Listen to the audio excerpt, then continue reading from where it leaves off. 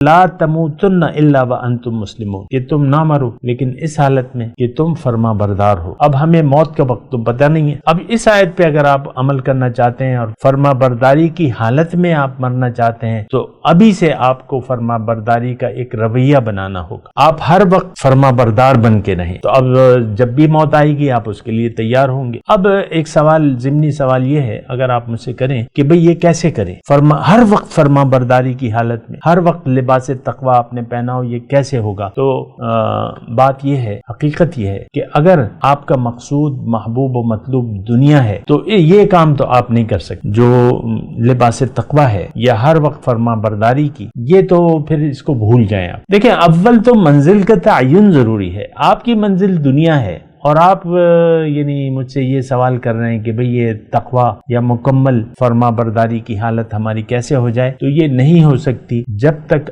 زندگی گزارنے کی نیت آپ کی اللہ نہیں ہو جاتی اور آپ یہ زبان حال سے اعلان نہیں کر دیتے کہ ان صلاتی و نسکی و محیای و مماتی للہ رب العالمین، کہ میری زندگی میری موت تو اللہ کے لیے ہے جو کہ رب العالمین ہے، لا شریک لہ، اس کا کوئی شریک نہیں۔ تو اگر فرما برداری کی حالت میں آپ نے جان دینی ہے اور جان جانے کا کوئی وقت آپ کو معلوم نہیں ہے تو اس وقت ہر وقت آپ کو تیار رہنا پڑے گا موت کے لیے۔